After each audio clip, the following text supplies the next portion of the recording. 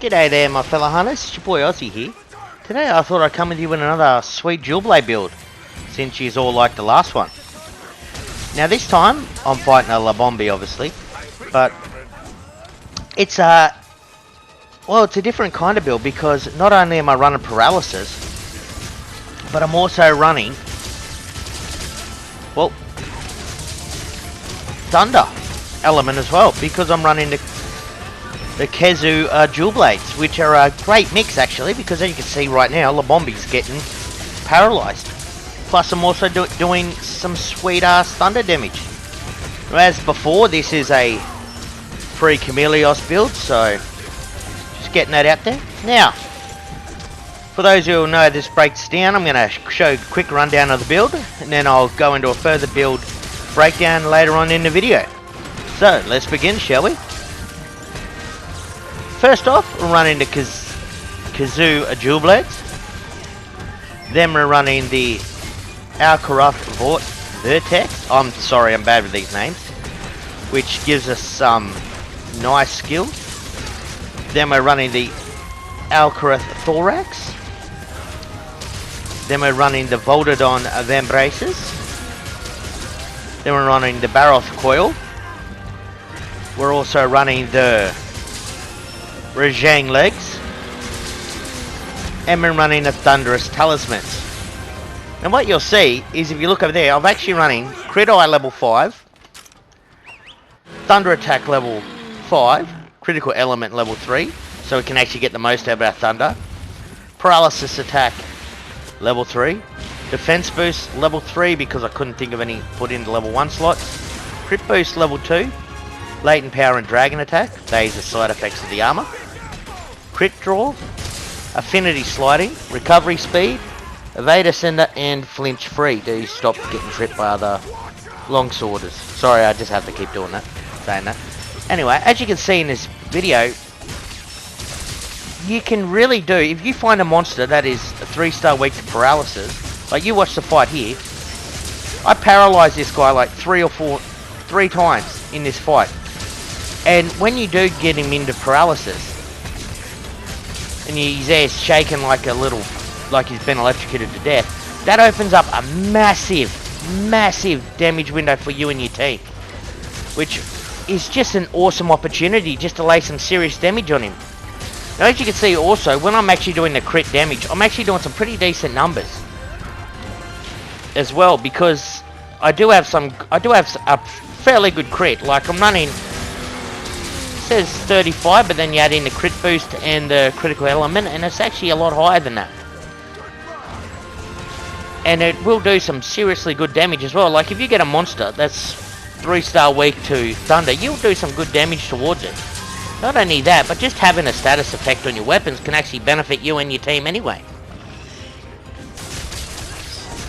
So I just thought I'd mention that, because as you all know, dual blades are really good at doing elemental damage because they hit so quick.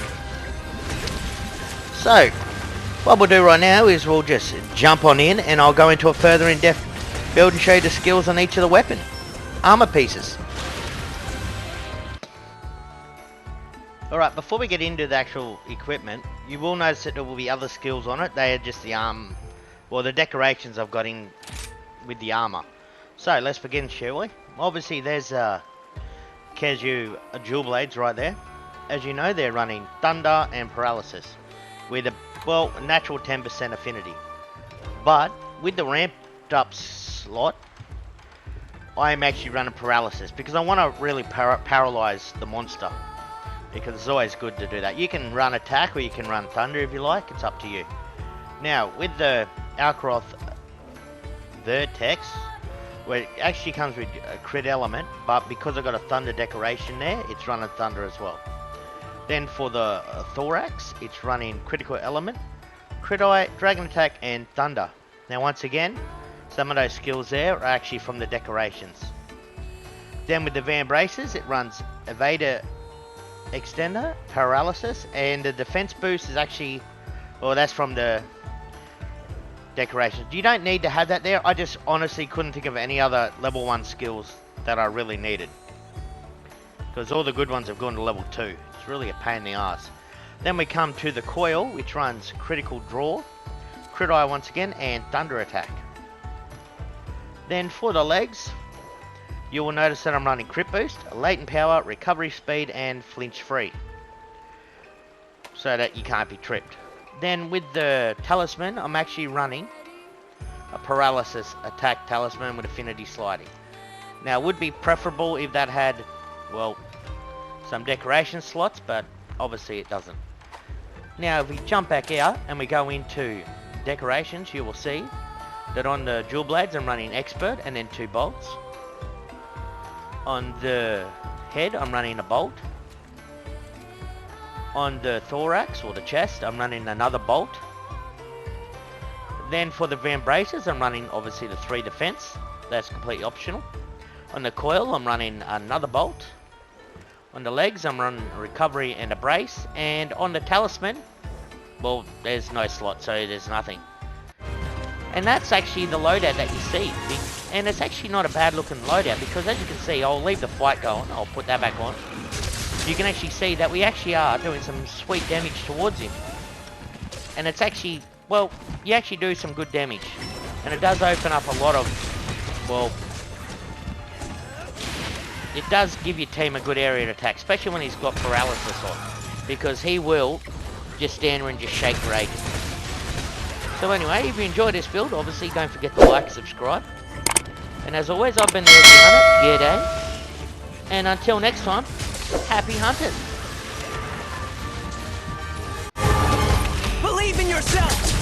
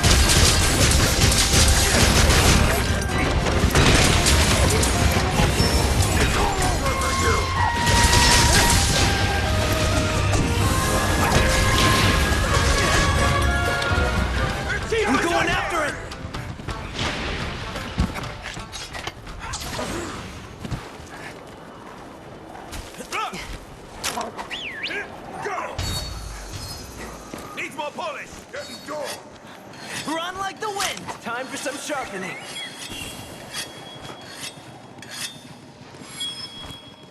Excuse me.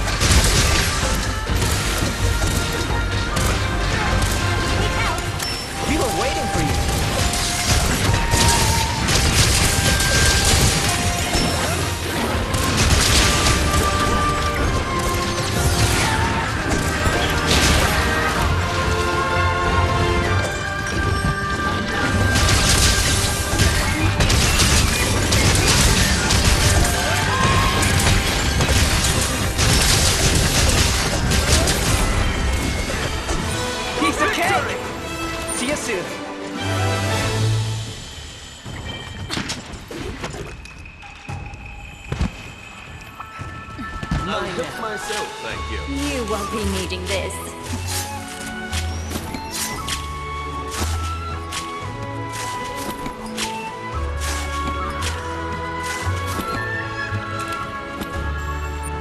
Let us move!